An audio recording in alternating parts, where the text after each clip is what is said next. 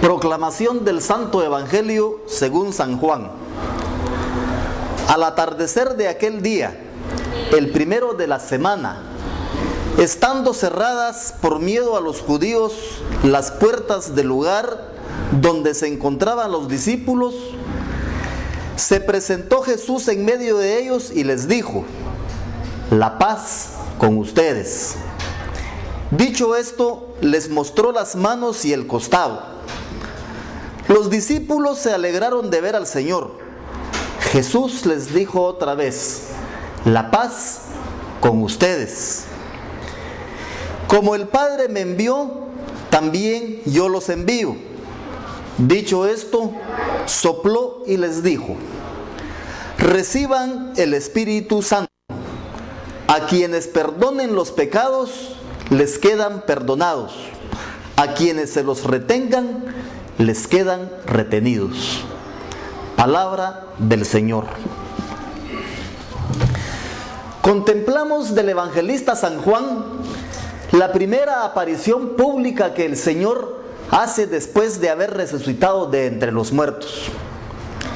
Ya cuando el sol se escondía en el horizonte, los encuentra escondidos de los judíos, a puerta cerrada, por correr la misma suerte de su maestro: ser traicionados, aprehendidos, condenados, crucificados y muertos. El crucificado los encuentra en un ambiente que huele a miedo, y no era para menos, porque 3 días antes ellos fueron testigos del juicio más infame, de la traición más perversa. Pero en medio de toda esa oscuridad y de esas circunstancias desfavorables, el Señor se aparece en medio de ellos y les da un saludo de paz. El saludo se torna un poco contradictorio, dado los acontecimientos que en esos precisos momentos se estaban dando en toda Jerusalén. Quienes vivían un ambiente convulso desde el punto de vista económico, político y social.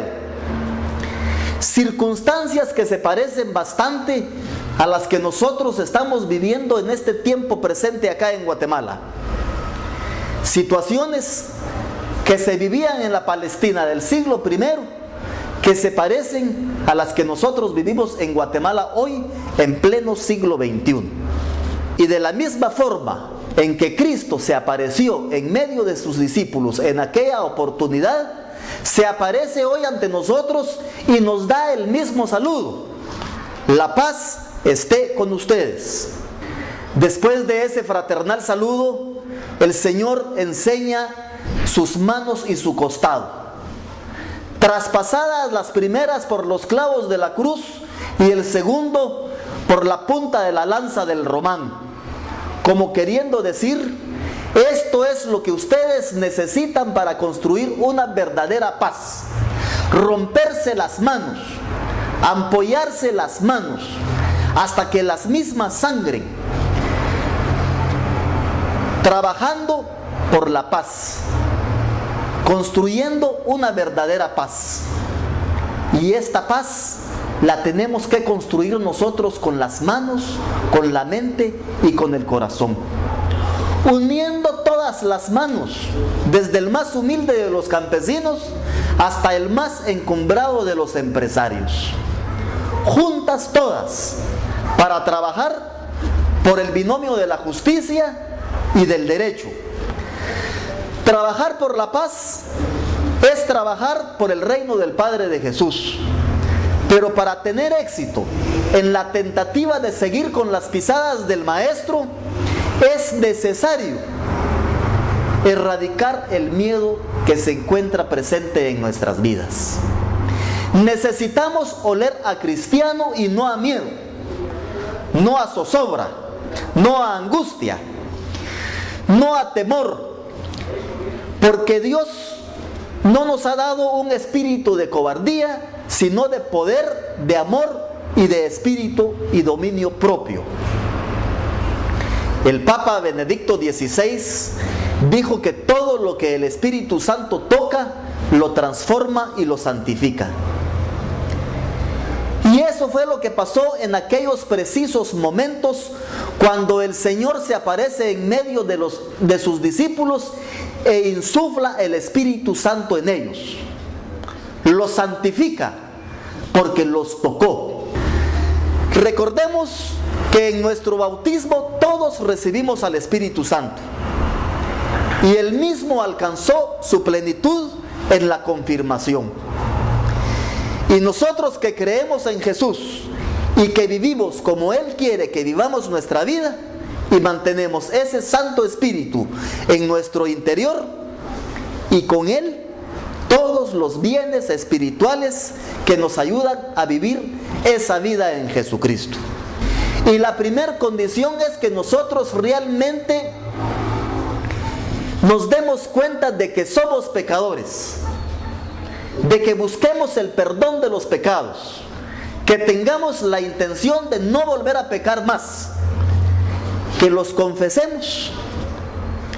Y dado que Jesús en aquella ocasión le da la potestad a sus discípulos para poder perdonar todos los pecados, y tomando en cuenta que nuestra iglesia mantiene esa sucesión apostólica, nosotros podemos buscar al sacerdote de nuestra confianza y poder